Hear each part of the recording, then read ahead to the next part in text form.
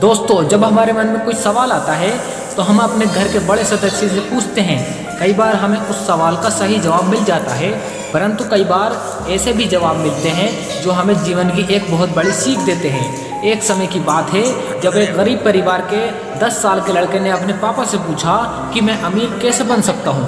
उस आदमी को परिश्रम करते करते अपनी पूरी जिंदगी गुजर गई, पर उसे समझ नहीं आया कि वो अपने बेटे को क्या जवाब दे। तभी उसने अपने बेटे से कहा कि तुम पहले से ही अमीर हो। बेटा यह बात सुनकर चुप हो गया और देखते ही देखते 1 साल बीत गया, लेकिन उनकी हालत जैसी पहली थी अब भी वैसी ही थी। उनकी आर्थिक स्थिति में कुछ भी सुधार या बदलाव नहीं हुआ था। एक बार फिर उस लड़के ने अपने पापा से पूछा कि मैं अमीर कैसे बन सकता हूँ। इस बार भी पिता ने वही जवाब दिया कि तुम पहले से ही अमीर हो।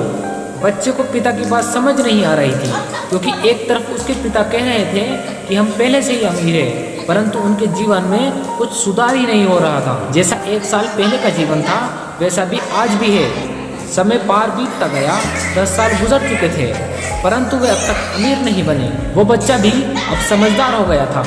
वो समझ चुका था कि उसके पिता कई सालों से उसे मूर्ख बना रहे थे।